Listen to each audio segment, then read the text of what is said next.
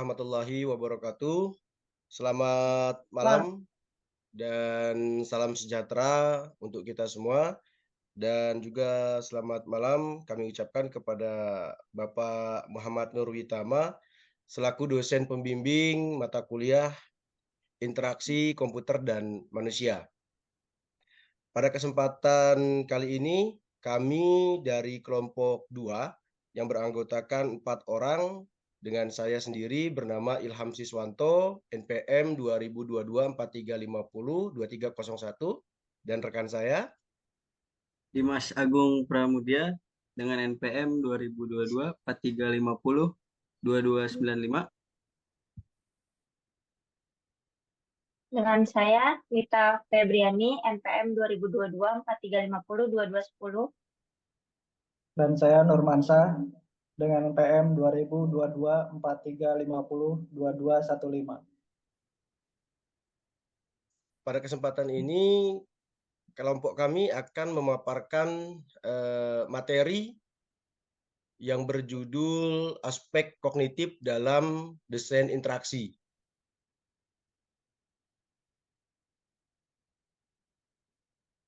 Baik, kita masuk ke dalam materinya, yaitu aspek kognitif dalam desain interaksi.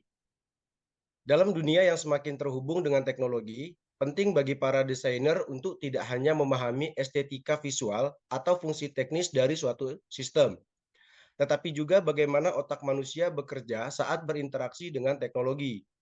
Disinilah peran aspek kognitif menjadi sangat penting dalam desain interaksi. Untuk menciptakan pengalaman pengguna yang intuitif dan efektif, kita perlu memahami apa itu kognisi, jenis-jenis proses kognitif, dan bagaimana penerapannya dalam desain digital, serta tantangan yang dihadapi. Lalu, apa itu kognisi?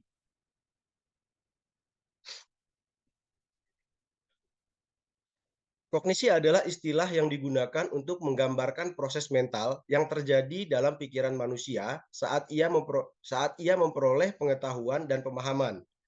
Proses ini mencakup pemikiran, pengalaman, indera, dan interpretasi terhadap dunia di sekitar kita.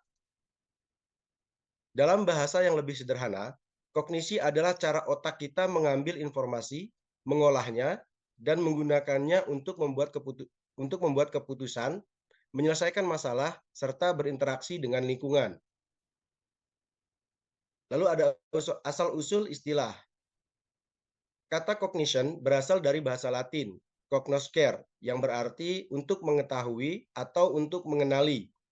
Dalam bidang psikologi dan ilmu saraf, istilah ini digunakan untuk menjelaskan fungsi-fungsi mental tingkat tinggi yang menjadi dasar perilaku manusia.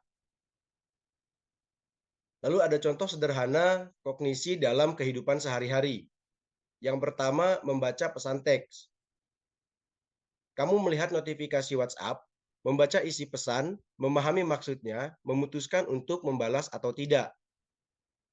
Ini adalah proses kognitif. Persepsi visual plus pemahaman bahasa plus pengambilan keputusan. Lalu yang kedua, mencari lokasi di Google Map. Kamu ingin ke restoran baru, membuka aplikasi, melihat peta, mengikuti arah, mengoreksi rute saat tersesat. Ini melibatkan banyak proses kognisi, pengolahan visual, ingatan spasial, fokus, dan pemecahan masalah.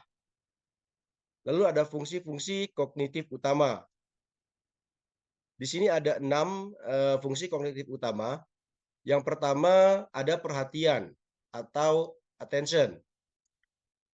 Kemampuan untuk memfokuskan pikiran pada informasi tertentu sambil mengabaikan gangguan lain. Yang kedua, persepsi atau perception. Cara otak menafsirkan informasi yang diterima dari panca indera, misalnya mengenali wajah teman atau suara bel pintu.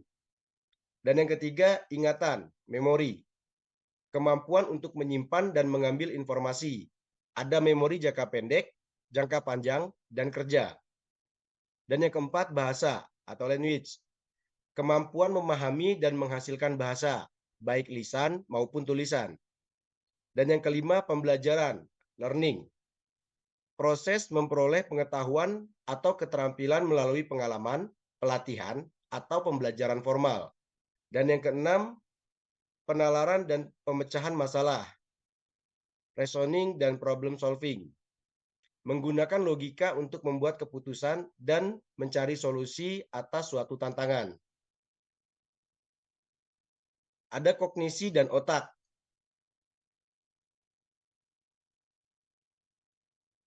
Semua proses kognitif terjadi di otak, khususnya pada bagian yang disebut korteks cerebral. Beberapa area penting dalam otak untuk proses kognitif. Yang pertama, lobus frontal untuk perencanaan, pemecah masalah, dan kontrol diri. Yang kedua, lobus parietal untuk perhatian dan spasial. Yang ketiga, lobus temporal untuk memori dan bahasa. Yang keempat, lobus occipital untuk persepsi visual. Mengapa kognisi penting dalam kehidupan digital dan desain interaksi? Dalam era digital, hampir semua hal dilakukan melalui antarmuka, aplikasi, website, sistem navigasi, dan lain-lain.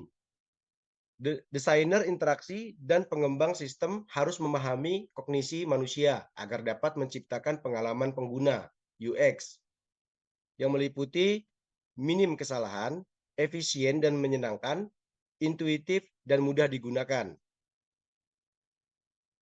Contoh nyata, kalau sebuah aplikasi terlalu rumit, itu bisa membebani otak pengguna, menyebabkan frustasi, kesalahan, atau bahkan membuat pengguna berhenti menggunakan aplikasi tersebut. Dengan memahami kognisi, desainer bisa menghindari beban kognitif berlebih, membuat sistem sesuai dengan cara manusia berpikir, mental model, memaksimalkan fokus dan pengalaman pengguna. Ilmu yang mempelajari kognisi. Yang pertama ada psikologi kognitif. Yang kedua, ilmu saraf, neuroscience. Dan yang ketiga, ilmu komputer dan kecerdasan buatan. Lalu yang keempat, desain interaksi dan human komputer interaction.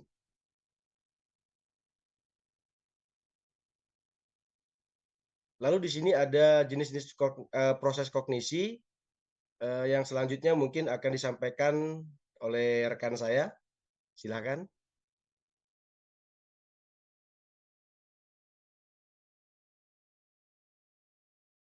Baik, saya akan melanjutkan. Di sini ada jenis-jenis proses kognisi. Kognisi mencakup berbagai proses mental yang saling berkaitan dan bekerja bersama dalam mendukung aktivitas berpikir dan memahami dunia. Ada 5 jenis utama proses kognitif. Yang pertama itu atensi, perhatian. Atensi atau perhatian adalah proses selektif dalam memfokuskan kesadaran pada informasi tertentu di lingkungan, sambil mengabaikan informasi lain yang tidak relevan. Jenis-jenis atensi, ada atensi selektif, fokus pada satu hal sambil mengabaikan orang lain. Yang kedua, atensi terbagi, divided attention, membagi fokus ke beberapa hal sekaligus. Lalu atensi berkelanjutan, sustained attention, menjaga fokus dalam jangka waktu tertentu. Contoh dalam kehidupan, fokus membaca artikel di tengah keramaian, menyelesaikan soal sambil mendengarkan musik. Yang kedua, persepsi. Persepsi adalah proses menginterpretasikan informasi sensorik yang diterima melalui panca indera, penglihatan, pendengaran, perabaan, dan lain-lain. Untuk membentuk pemahaman tentang lingkungan, jenis-jenis persepsi yang umum. Ada persepsi visual, melihat warna, bentuk simbol. Persepsi auditori, mendengar suara, nada, notifikasi. Persepsi spasial, memahami posisi dan jarak objek. Contoh dalam kehidupan, melihat rambu lalu lintas dan langsung tahu artinya. mendengar nada, notifikasi, dan tahu pesan telah masuk. Yang ketiga, memori, ingatan. Memori adalah kemampuan menyimpan, mempertahankan, dan mengambil kembali informasi. Tanpa memori, manusia tidak bisa belajar atau mengingat cara menggunakan sistem. Di sini ada jenis memori. Memori sensorik, informasi langsung dari indera sangat singkat. Memori jangka pendek, working memory, kapasitas terbatas. Kurang lebihnya 7 item. Memori jangka panjang, penyimpanan, pengetahuan, pengalaman, keterampilan. Contoh dalam kehidupan, mengingat paspor, menghafal langkah-langkah memasak. Dan yang keempat, literasi dalam konteks kognisi bukan hanya kemampuan membaca dan menulis, tapi juga kemampuan memahami, menafsirkan, dan menggunakan informasi secara efektif. Jenis literasi meliputi literasi digital, memahami teknologi, literasi visual, menafsirkan simbol, ikon, dan grafik. Literasi informasi mencari, mengevaluasi, dan menggunakan data dengan bijak. Contoh dalam kehidupannya, membaca petunjuk obat dan mengerti dosisnya. Memahami simbol baterai di ponsel, artinya daya hampir habis. Terakhir yang kelima, metakognisi. Berpikir tentang pikiran sendiri. Metakognisi adalah kesadaran dan kontrol terhadap proses berpikir sendiri, termasuk kemampuan merencanakan, mementori, dan mengevaluasi pemahaman serta strategi dalam menyelesaikan tugas. Sederhananya, berpikir tentang bagaimana kita berpikir. Contoh, dalam kehidupan, menyadari bahwa kita belum memahami isi bacaan lalu memutuskan untuk mengulanginya. Menyesuaikan strategi belajar karena dinilai ujian sebelumnya rendah. Kesimpulannya adalah, desain harus memungkinkan pengguna merefleksikan pilihan mereka, melakukan koreksi, dan belajar dari kesalahan. Baik, selanjutnya akan dilanjutkan dengan teman saya. Baik, selanjutnya ada penerapan kognitif dalam desain interaksi. Pengertian singkat. Penerapan kognitif dalam desain interaksi berarti menggunakan pemahaman tentang cara kerja pikiran manusia untuk merancang sistem antarmuka atau produk digital yang efisien, intuitif, dan menyenangkan untuk digunakan. Dengan memahami bagaimana pengguna memperhatikan, mempersepsikan, mengingat, membaca, dan berpikir, desainer bisa menciptakan antarmuka yang selaras dengan kemampuan dan keterbatasan kognitif manusia. Prinsip-prinsip kognitif dalam desain interaksi. Yang pertama, cocok dengan model mental pengguna. Pengguna datang dengan ekspektasi tertentu atau model mental tentang bagaimana suatu sistem seharusnya bekerja. Contoh, yang pertama ikon, keranjang belanja, diharapkan untuk menyimpan produk sementara sebelum check out. Kemudian ada klik icon disket, itu dianggap sebagai aksi simpan.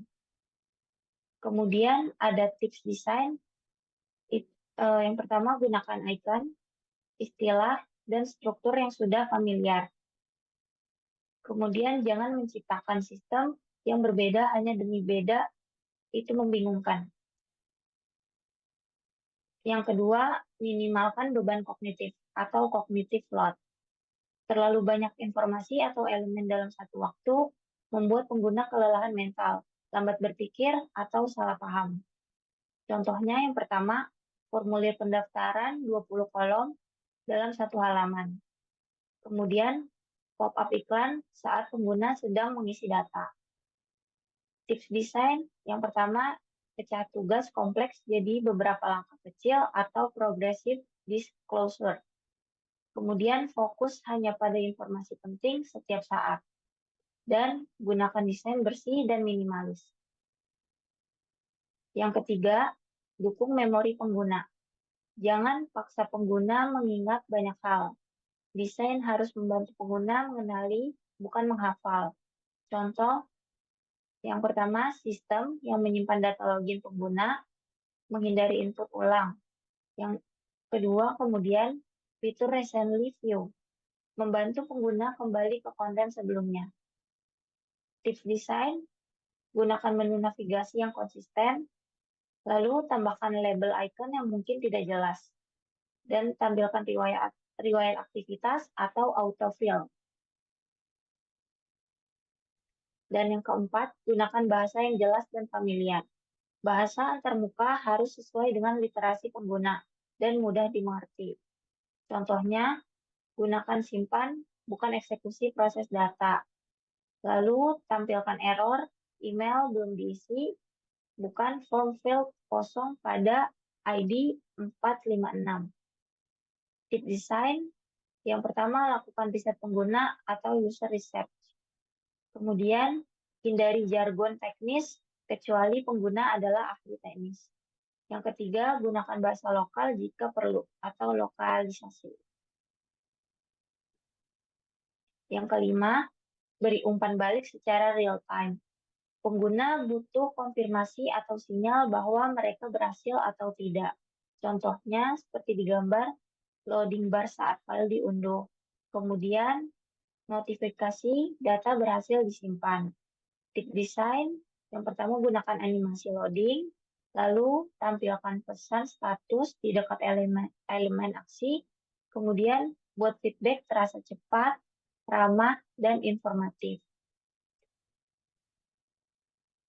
Yang keenam, gunakan prinsip persepsi visual atau gestalt. Manusia memproses informasi visual berdasarkan pola dan hubungan antar elemen. Contohnya, tombol yang berdekatan diasumsikan memiliki fungsi yang sama. Elemen berwarna sama itu dianggap satu grup. Tip desain yang pertama, gunakan prinsip proximity atau kedekatan, similarity atau kesamaan, dan alignment atau penyusun. Gunakan hierarki visual, seperti ukuran, warna, dan posisi untuk menuntun mata pengguna. Kemudian, yang ketujuh ada navigasi dan struktur yang konsisten. Konsistensi memudahkan pengguna mempelajari dan mengingat struktur sistem. Contohnya, letak tombol beranda selalu di kiri atas. Kemudian, desain halaman produk di e-commerce seragam antar kategori. Tip desain, sediakan opsi konfirmasi sebelum tindakan besar. Tawarkan fitur preview atau simulasi. Desain interaksi bukan hanya soal estetika, tapi juga tentang memahami otak manusia. Dengan menerapkan prinsip-prinsip kognitif antarmuka, akan yang pertama lebih mudah digunakan, lalu mengurangi frustasi, dan meningkatkan efektivitas, efisiensi, dan kepuasan pengguna. Selanjutnya akan dibacakan oleh teman saya. Tantangan dalam mengintegrasikan aspek kognitif ke dalam desain interaksi, diantaranya satu, variasi kognitif antar pengguna. Setiap pengguna memiliki kemampuan kognitif yang berbeda-beda, tergantung usia, pengalaman teknologi, literasi digital, pendidikan, dan bahkan kondisi emosional atau mental. Contohnya adalah anak-anak dan lansia memproses informasi lebih lambat dibanding pengguna dewasa produktif. Dan pengguna baru bisa merasakan kewalahan dengan sistem kompleks yang bagi ahli terasa mudah. Solusinya yaitu gunakan prinsip desain inklusif dan universal.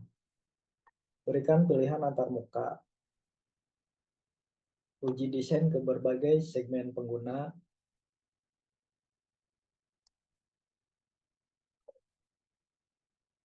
Dan yang kedua, kesulitan memahami model pengguna.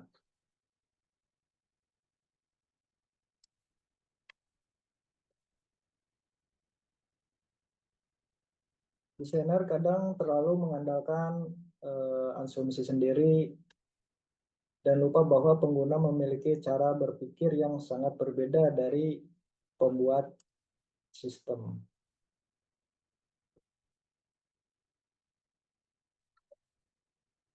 Contohnya, desainer teknis mengira item gear jelas untuk pengaturan. Padahal bagi pengguna awam itu bisa membingungkan.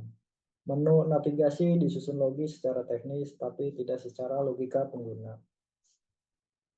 Solusinya lakukan riset pengguna mendalam, yaitu wawancara, observasi, user persona.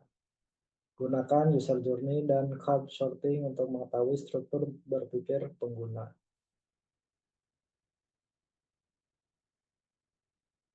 Yang ketiga, overload informasi atau kompleksitas antarmuka. Seringkali desainer tergoda untuk menampilkan semua fitur sekaligus. Padahal itu bisa menyebabkan beban kognitif yang berlebih. Contohnya dashboard penuh grafik tanpa ada penjelasan atau keterangan, dan juga aplikasi dengan 10+ tombol di halaman utama, yaitu solusinya dengan gunakan prinsip minimalisme dan progressive disclosure. Tampilkan hanya info penting aja. Terapkan hierarki visual untuk menuntun perhatian pengguna.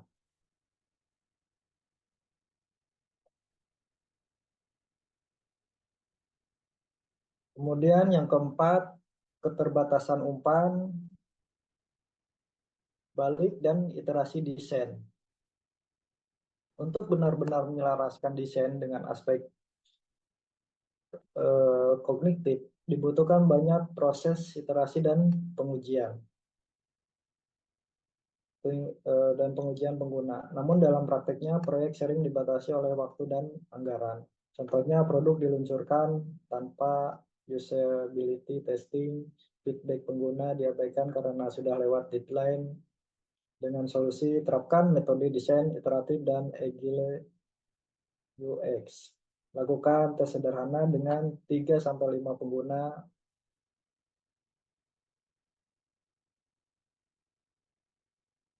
Kemudian yang kelima, ketidaksesuaian antar desain dan implementasi teknis.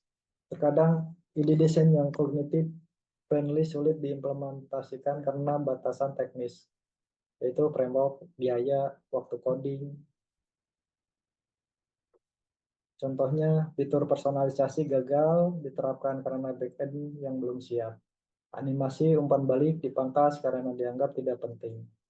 Yaitu solusinya libatkan developer sejak awal proses desain dan buat prototipe fungsional untuk menjembatani ide dan eksekusi.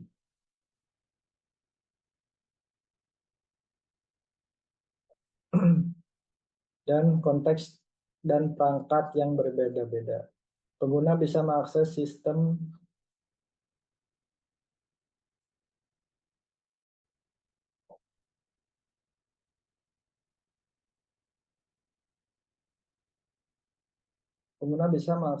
lewat berbagai perangkat, ponsel, tablet, desktop, masing-masing dengan ukuran dan kondisi pengguna berbeda. Ini mempengaruhi persepsi dan interaksi. Contohnya, tombol kecil yang mudah diklik di desktop tapi sulit disentuh di ponsel. Teks informatif terlalu panjang untuk layar mobile. Solusinya gunakan pendekatan desain responsif dan adaptif. Tes desain di berbagai perangkat nyata, bukan hanya di simulator. Yang ketujuh, kurangnya pemahaman tim tentang psikologi kognitif. Banyak tim desain atau pengembang belum memahami dasar-dasar psikologi kognitif, sehingga desain hanya berdasarkan estetika, bukan pengalaman pengguna. Contohnya, desain cantik tapi membingungkan bagi orang awam, dan prioritas fitur dibuat berdasarkan opini, bukan data pengguna. Solusinya, adakan pelatihan UX dan psikologi kognitif dasar untuk tim. Libatkan ahli UX atau psikolog kognitif dalam proses desain.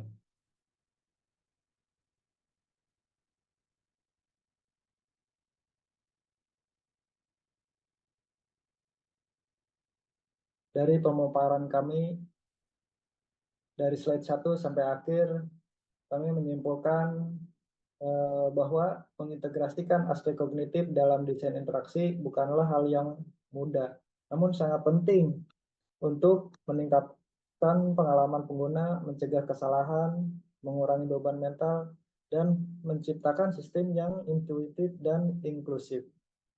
Kuncinya empati terhadap pengguna, riset nyata, dan siklus iterasi yang aktif. Sekian, terima kasih pemaparan dari kami, kelompok 2. Mohon maaf apabila masih banyak kesalahan. Dan untuk penutup, saya kembalikan kepada Ilham, silakan.